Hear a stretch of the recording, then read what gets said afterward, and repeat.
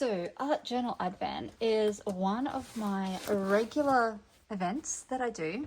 I love doing it. It's one of my regular events I do every year, and I love making my journals for it. So this is what I normally use, but I've just... What if... So normally, now that I'm thinking, so I use this mixed media paper because it gives me lots of flexibility. Got a couple of spare pieces there. So I'll cut it in half this way and then fold in half to make an A6 journal. But what I'm wondering is, what if I added a leaf of vellum? That could be cute. Okay, so there's 24 prompts, so I need 24 leaves. So I've got, it's going to be cut in half, so 2, 4, 6, 8, 10, 12, 14, 16, 18, 20, 22, 24. I think I'm going to do it. That could look really cool. It could be a disaster, but it could look really cool. I don't know. Or do I just use that as a tip-in? I'm going to do it. What's the worst that could happen? So I'll use these 3 sheets, and I think I'm going to do a W binding like I did for my Messy May book this year. Move these over to my desk. I've cleared that off. Clearly my desk needs a refinish. I'm also going to use my new paper cutter, which I'm very excited about. I bought this in the Spotlight sales with some birthday money, super heavy duty. And then I need to pick a cover, but I'm undecided what I want to do there. I'm thinking I may even do like a hardcover because I've got all this book board in here. So I might do that. But then I might just do cardstock. Let's prep the signatures and then we can make a decision from there. So one of the reasons I love this, or that I was, tempted to buy it, was it will cut up to 20 sheets, which is great for projects like this. So I'm only going to cut 3, but it is great to have that option. I just need to pull that out. So these are A4. This is letter, which means it's not going to line up quite, but that looks semi-close to the middle.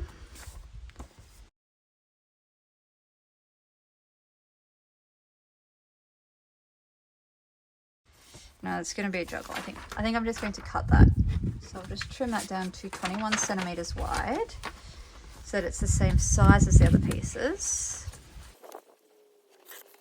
So if I put it in the middle like that, let's do that. Okay.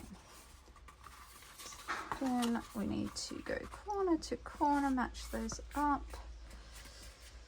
So I just start by finger pinching. And then I'll grab my bone folder.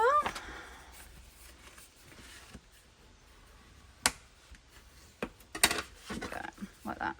And so I'll just have to be a little bit careful when I bind to make sure that that vellum gets in the middle like that. So I think 2, 4, yes, that is 24. It just felt too small.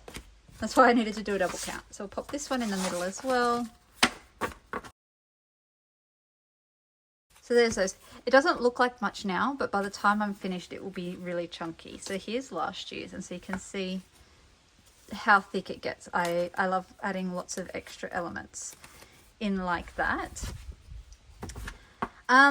So I need to do some binding. So I'm going to do the W binding. So it'll kind of have a crease down the middle, and it's just a beautiful stretchy binding that is great for these kind of things. I don't know what to do for the cover. So I've got the fabric that I'm making that dress out of that I could do. Let's take a look in here. So this is my patterned paper. So I've probably got something Christmassy in here I could use.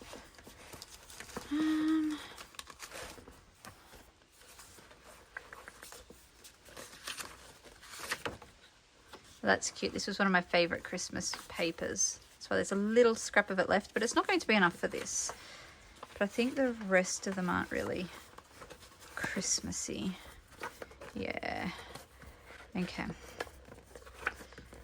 I do also have this box, which is my specialty papers.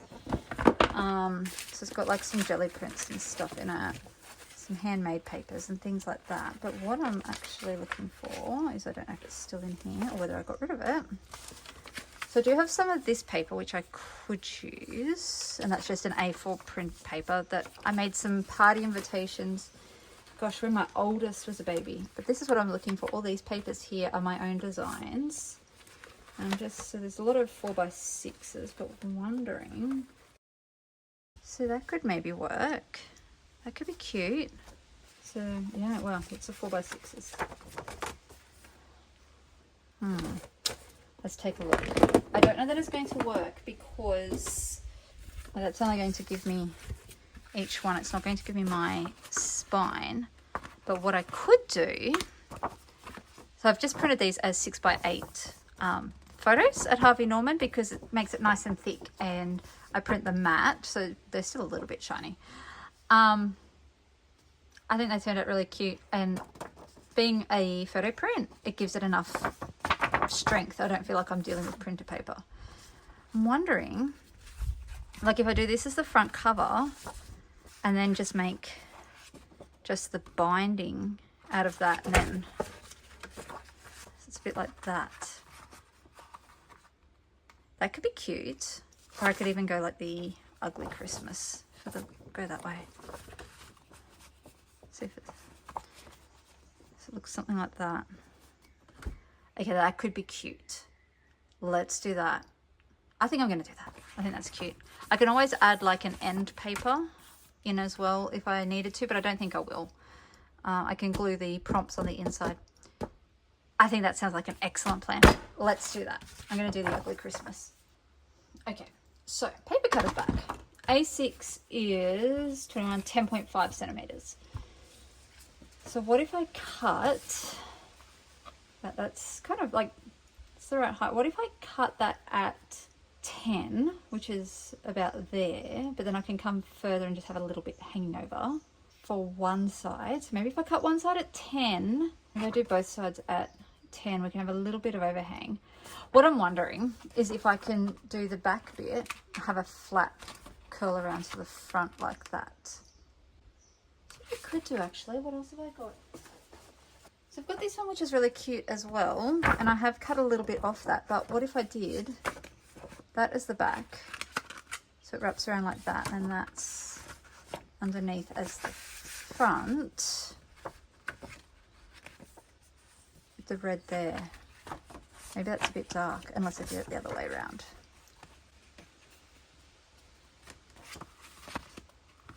No, I do like that one though. That is also cute. Okay, let's measure that one.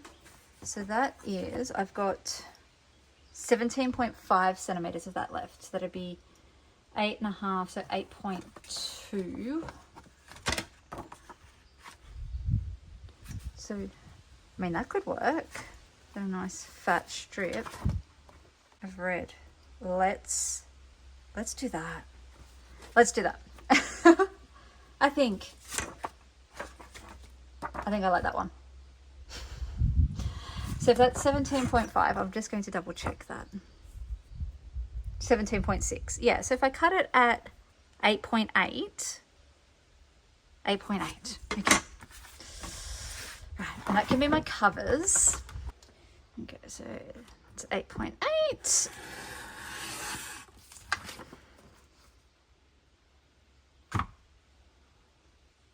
Far out. Okay, I'm going to print that one again. I'll get a new print of that one and I will start again. That doesn't even make sense. But 17.6. Oh, I think I've cut that at 8.2. Well, why would I have done 8.2, people? It was the 0.6. I've gone, yeah. Oh, far out, Brussels sprout. Okay. I'm going to call it done there for today. I'm going to go jump on my computer, order some more of these, and I'll come back and try again in the morning. Okay, let's try this again. I have a new print, picked it up today, so I'm going to grab out my cutter, hopefully cut it correctly this time. My good one's away, so I'm just going to use my Cricut cutter just for now because I will trim it at the end, so that'll be fine. So double check I have the right measurement this time. Fingers crossed. Oh man, I think I'll cry. So the edge here is a bit rough, so that's why I prefer that other cutter. But for now, this will do. And I actually need that cutter back and my cover. Hang on. Which way? I want the stripes to go around. So I think if I cut it this way, and then that should give me enough to wrap around with extra, I think. So I'll just check that. Yeah, that should, if I come out about there, I think that'll look good. So I should have plenty, I think. So then I need to work out how deep I want this spine. So that's what, about a centimetre. But I need to give it room to breathe. So I think I'll just move it. So what I might do is I'm just going to go straight down the middle like this. Grab out of my box this embossing style. So I've had it like forever. So I'm glad to be able to get some use out of it. I'm just going to mark straight down the middle using my quilting ruler. Just measure. I've learnt my lesson. Is this the right way? Hang on. No. Because I want it to fold right sides together for that middle bit. So I really hope this doesn't actually rip my print. I'll go the bit fatter one. Down. And then, oh, shivers. I hope that didn't damage that print. But just fold it like this, if I can see it in the light. Yes, so that just folds in half like that, and that should give me a nice crisp line now that I've got that embossing. Oh, that's going nicely. Okay, so do that, and I'll just grab my bone folder and run along it just to sharpen it up. Then I can check those edges, which aren't quite lined up, but that's okay because it will be covered by the other paper that I'm going to attach to the top. So that's fine. So now I need to open it back up and do the next two score lines. So I think I'm going to go about 1/2 inch, I think. That looks good to me. That gives me plenty of space for it to expand nicely, and I can do that on the wrong side this time since I want it to fold back and around. Just, yeah, lift it up a bit there and turn around and just quickly do this other side and measure, make sure it's straight, and down we go. Okay, so with both of those scored, then I can fold. Just kind of tipping it into the light so I can see that score line properly. Beautiful.